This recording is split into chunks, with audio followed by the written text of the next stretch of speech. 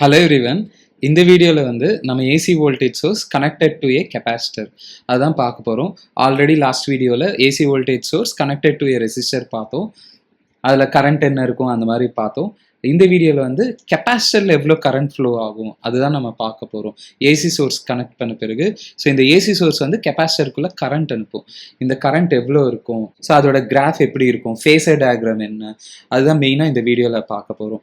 இந்த derivation board எக்ஸாமுக்கு important தான். அப்புறம் இந்த கான்செப்ட்ஸ் நீட்க்கும் ஐஐடிக்கும் ரொம்ப இம்பார்ட்டன்ட். இப்போ கெப்பாசிட்டர் வோல்டேஜுக்கு கனெக்ட் பண்ணால் ஜென்ரலாக என்ன ஆகும், இப்போ வோல்டேஜ்க்கு ஜென்ரலாக ப்ளஸ் மைனஸ் இருக்கும். இப்போ அதனால எங்கே ப்ளஸ்ஸுக்கு கனெக்ட் ஆகிருக்கும் இந்த கெப்பாசிட்டர் இதுக்கு ப்ளஸ் சார்ஜ் வரும், இந்த சைடு என்ன வரும்னா minus charge. Charge and capacitor நம்ம Q அப்படின்னு எடுத்துப்போம்.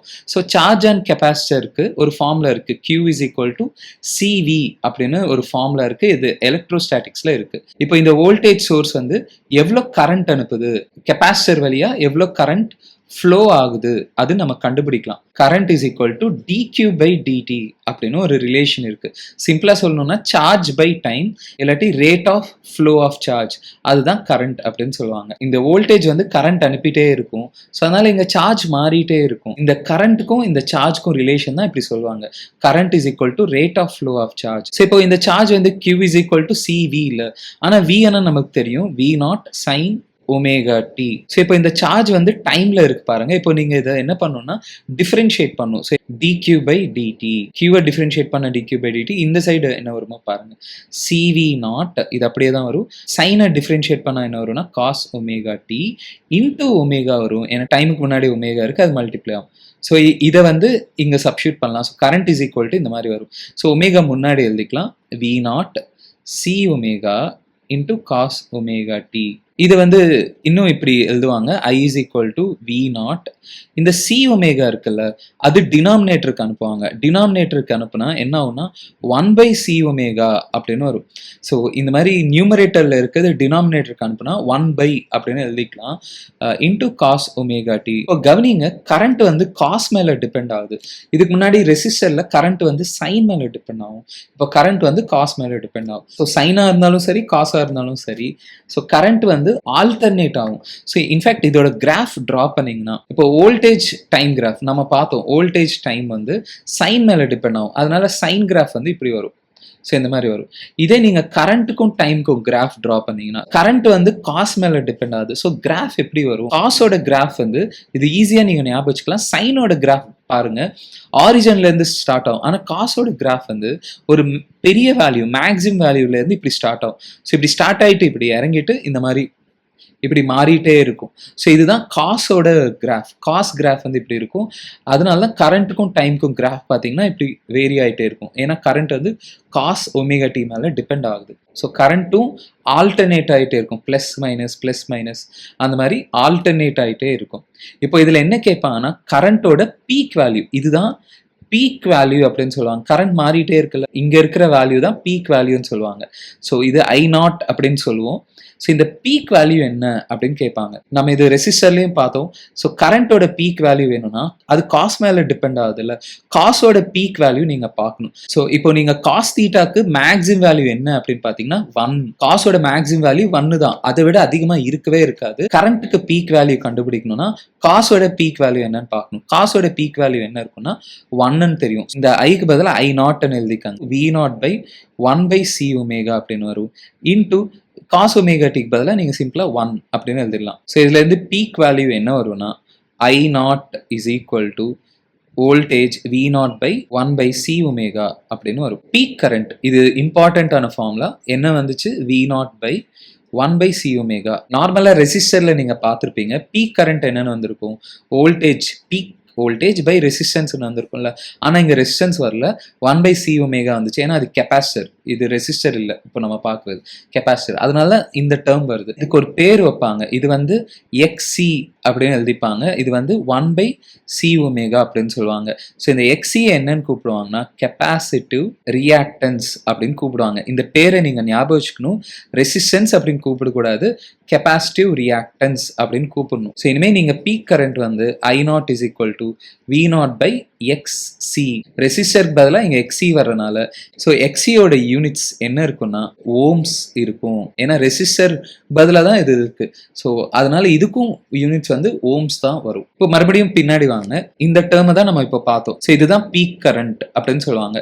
ஸோ இப்போ கரண்ட் ஈக்குவேஷனை நீங்க இப்படி எழுதிக்கலாம் பாருங்க. I is equal to I naught cos omega t. Capacitor வழியா பாஸ் ஆகிற கரண்ட் வந்து I naught cos omega t-ன்னு வருது. ஸோ இந்த ஈக்குவேஷன் இன்னொரு விதமாகவும் எழுதிப்பாங்க. So I is equal to I naught cos omega t இருக்குல்ல, அது சைனா மாத்திப்பாங்க. ஏன் சைனா மாத்திப்பாங்கன்னா ஃபேஸ் ஆங்கிள்காக. ஸோ இந்த ஃபேஸ் ஆங்கிள் கண்டுபிடிக்கிறதுக்காக cos omega t-யை சைனா மாத்திப்பாங்க. ஃபேஸ் ஆங்கிள் செக் பண்ணும்போது சைனா மாத்திக்கிறது பெட்டர். ஸோ இது மாத்துறதுக்கு முன்னாடி உங்களுக்கு இது தெரியணும். cos theta is equal to sin of 90 plus theta அப்படின்னு ஒரு ரிலேஷன் இருக்கு. இது ட்ரிக்னாமெட்ரியில வரும். தெரியலன்னா ஞாபகம் வச்சுங்க. cos theta வந்து sin of 90 plus theta அப்படின்னு வரும். ஸோ இங்க cos omega t இருக்குல்ல, இது வந்து நீங்க இப்படி எழுதிக்கலாம். sin of pi by 2 plus omega t. So இது I is equal to I naught sin of omega t முன்னாடி எழுதலாம், omega t plus pi by 2 அப்படின்னு வருது. ஸோ கரண்ட் த்ரூ கெப்பாசிட்டர் நீங்க இப்படியும் எழுதிக்கலாம். ஸோ இப்போ கரண்ட் த்ரூ கெப்பாசிட்டர் நான் ஐசின்னு எழுதுறேன். என்ன வந்திருக்குன்னா I நாட் காஸ் ஒமேகா டின்னு வந்திருக்கு. ஆனால் காசுக்கு பதிலாக நீங்க என்னன்னு எழுதிக்கலாம்னா sine of omega t plus pi by 2. இப்போ வோல்டேஜ் அக்ராஸ் கெப்பாசிட்டருக்கு நம்ம என்ன வோல்டேஜ் கொடுத்தோமோ பாருங்க, V naught sine omega t தானே கொடுத்தோம். ஸோ வோல்டேஜ் அக்ராஸ் கெப்பாசிட்டர் வந்து V naught sine of omega t. ஏன் இப்படி எழுதுறோம்னா உங்களுக்கு ஃபேஸ் ஆங்கிள் பத்தி கேட்பாங்க. வோல்டேஜ்ல பாருங்க ஃபேஸ் ஆங்கிள் ஒமேகா டி தான் இருக்கு. ஆனா கரண்ட்ல பாருங்க அந்த ஆங்கிள் இருக்குல்ல, ஒமேகா டி இருக்கு, எக்ஸ்ட்ராவா பாருங்க பை பை 2 எக்ஸ்ட்ராவா இருக்கு. அதனால இங்க இந்த மாதிரி எழுதுவாங்க, current leads voltage by a phase angle of pi by 2 இல்லாட்டி சிம்பிளா 90 degree. So current leads voltage அப்படின்னா வோல்டேஜ் விட கரண்ட்ல பை பை 2 ஆங்கிள் அதிகமா இருக்கு அப்படின்னு சொல்லுவாங்க. என்ன சர்க்கியூட்லனா ஓன்லி கெப்பாசிட்டர் சர்க்கியூட்ல, only capacitor connected to AC source அப்படின்னு சொல்லுவாங்க. கெப்பாசிட்டர் இருந்துச்சுன்னா கரண்ட் லீட் பண்ணும், ஞாபகம் வச்சுங்க. இது ரொம்ப ரொம்ப இம்பார்ட்டன்டான தியரி பாயிண்ட். இதை வச்சு நீங்க ஃபேஸர் டயக்ராம் டிரா பண்ணிடலாம் பாருங்க ஈஸியா. ஃபேஸர் டயக்ராம்ல கரண்ட்டும் வோல்டேஜும் வெக்டர்ஸா டிரா பண்ணிப்பாங்க. அப்புறம் அதோட ஃபேஸ் ஆங்கிள் தான் ஆங்கிள் வித் எக்ஸ் ஆக்சிஸா எடுத்துப்பாங்க. ஸோ இதுதான் எக்ஸ் ஆக்சிஸ்னா, ஸோ வோல்டேஜ் பாருங்க ஃபேஸ் ஆங்கிள் ஒமேகா டி இருக்கா அப்படின்னா வோல்டேஜ் வந்து நீங்க இப்படி டிரா பண்ணிக்கலாம். இதுதான் வோல்டேஜ் அக்ராஸ் கெப்பாசிட்டர். அது எவ்வளவு ஆங்கிள் பண்ணுதுன்னா with x axis omega t பண்ணுது அப்படின்னு இப்படி டிரா பண்ணலாம். கரண்டோட ஃபேஸ் ஆங்கிள் பாத்தீங்கன்னா ஒமேகா டி இருக்கு, எக்ஸ்ட்ராவா பை பை 2 இருக்கு. வோல்டேஜை விட கரண்ட் பாருங்க பை பை 2 எக்ஸ்ட்ரா இருக்கு. ஸோ நீங்க இப்படி டிரா பண்ணிக்கலாம். ஸோ கரண்ட்ல ஃபேஸ் ஆங்கிள் வந்து ஒமேகா டி இருக்கு. ஸோ எக்ஸ்ட்ராவா என்ன இருக்குன்னா பை பை 2 எக்ஸ்ட்ராவா இருக்கு. ஸோ கரண்ட் வந்து எக்ஸ் ஆக்சிஸோட omega t plus pi by 2 பண்ணும். ஸோ இதுதான் ஃபேஸர் டயக்ராம் அப்படின்னு சொல்லுவாங்க. இன்னொரு விதமாகவும் போட்டுப்பாங்க. இன்னொரு மெத்தட் வந்து என்னன்னா கரண்ட் எப்போதுமே ஹாரிசன்டலா போட்டுப்பாங்க. நம்ம ரெசிஸ்டர் வீடியோலையும் லாஸ்ட்ல பார்த்தோம். இப்போ வோல்டேஜ் பாருங்க கரண்ட்டை விட பை பை 2 ஆங்கிள் கம்மியா இருக்குன்னு சொல்லுவோம். இங்க ஃபேஸ் ஆங்கிள்லையும் பாருங்க கரண்ட்ல தான் பை பை 2 அதிகமா இருக்கு, வோல்டேஜ்ல அது இல்லை அந்த பை பை 2ல. ஸோ வோல்டேஜ் லேக் ஆகுது, voltage lags current by 90 degree அப்படின்னு கூட சொல்லுவாங்க. அப்படின்னா என்ன அர்த்தம்னா ஸோ கரண்ட் விட வோல்டேஜ்க்கு பை பை 2 ஆங்கிள் கம்மியா இருக்கு. ஸோ வோல்டேஜ் கீழே டிரா பண்ணிப்பாங்க. ஸோ கம்மியா இருக்குன்னா கிளாக் வைஸ் டைரக்ஷன்ல போட்டுப்பாங்க, இந்த டைரக்ஷன்ல போட்டுப்பாங்க. So pi by 2 or 90 degree கம்மியா இருக்கு அப்படின்னு போட்டுப்பாங்க. கவனிச்சிங்கன்னா இதுவும் ஒண்ணுதான். போர்டு எக்ஸாம்ல நீங்க இதை டிரா பண்றது பெட்டர். இந்த கொஸ்டின் பாருங்க, கெப்பாசிட்டர் வந்து ஏசி வோல்டேஜ் கனெக்ட் பண்ணிருக்காங்க. கெப்பாசிட்டிவ் ரியாக்டன்ஸ் என்ன, பீக் கரண்ட் என்ன, அப்புறம் கரண்ட் ஈக்குவேஷன் என்ன அப்படின்னு கேட்குறாங்க. ஃபர்ஸ்ட் கொஸ்டின் பாருங்க, capacitive reactance X is equal to 1/c omega. இந்த ஃபார்முலாவை நீங்க ஞாபகம் வச்சுக்கணும். ஸோ 1/c இதுதான் கெப்பாசிட்டன்ஸ். ஃபாரட் யூனிட்ஸ் இருக்கும். ஸோ எஃப்னு இருக்கும் பாருங்க, இதுதான் கெப்பாசிட்டன்ஸ். முன்னாடி மியூ இருக்கு பாருங்க, இது மைக்ரோன்னு சொல்லுவாங்க. ஸோ சியோட வேல்யூ வந்து 10 × 10⁻⁻6 அப்படின்னு எழுதிக்கலாம். இன்டூ ஒமேகா டைமுக்கு முன்னாடி வந்து 1000 இருக்கு பாருங்க. ஸோ அதனால இன்டூ 1000. இது 10⁻⁻6, இது வந்து 10⁻4. இது நீங்க மல்டிப்ளை பண்ணீங்கன்னா 10⁻−2 வரும். 10⁻−2 மேல அனுப்புங்க, 10⁻2 வரும். 10⁻2னா 100 யூனிட்ஸ் வந்து ஓம்ஸ். ஸோ கெப்பாசிட்டிவ் ரியாக்டன்ஸ்க்கு வந்து ஓம்ஸ் யூனிட்ஸ் இருக்கும். ரெண்டாவது கொஸ்டின் பாருங்க, பீக் கரண்ட் கேட்குறாங்க. So peak current is equal to peak voltage by X C அப்படின்னு போடணும், கெப்பாசிட்டிவ் ரியாக்டன்ஸ்.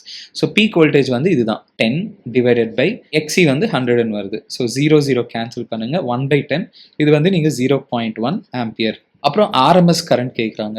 ஸோ ஆர்எம்எஸ் கேட்டால் பீக் கரண்ட் டிவைடட் பை √2 அப்படின்னு போடணும். ஸோ பீக் என்ன வருதுன்னா 0.1 டிவைடட் பை √2 அப்படின்னு வருது. 0.1 டிவைடட் பை √2 ஆம்பியர் அப்படின்னு போட்டுக்கலாம். மூணாவது கொஸ்டின் வந்து ஈக்குவேஷன் ஆஃப் கரண்ட் கேட்குறாங்க. எய்தர் நீங்கள் காஸ் ஒமேகா டி அப்படின்னு எழுதிக்கலாம், இல்லாட்டி இப்படியும் எழுதிக்கலாம், I0 into sine of omega t plus π/2. So voltage இங்கே என்ன இருக்கோ அதை விட π/2 எக்ஸ்ட்ரா இருக்கும் அப்படின்னு போட்டுக்கலாம். ஸோ இது ரெண்டுத்துல எப்படி வேணாலும் எழுதிக்கலாம். நீங்கள் ஒருவேளை நீங்கள் காஸ்ட்ல எழுதணும்னு நினச்சிங்கன்னா I0 வந்து இது 0.1ன்னு வந்துச்சு. ஸோ 0.1 காஸ் ஆஃப் ஒமேகா, இதுதான் ஒமேகா, டைமுக்கு முன்னாடி இருக்கிற வேல்யூ தான் omega. So cos of 1000t அப்படின்னு எழுதிக்கலாம். இதுவே நீங்கள் சைனில் எழுதணும்னு நினச்சிங்கன்னா I is equal to 0.1 sine of 1000t plus π/2 அப்படின்னு எழுதிக்கலாம். ஸோ கரண்ட் ஈக்குவேஷன் வந்து ரெண்டு விதமாகவும் எழுதிக்கலாம், காஸ்ட்லையும் சொல்லலாம், சைன்லையும் சொல்லலாம்.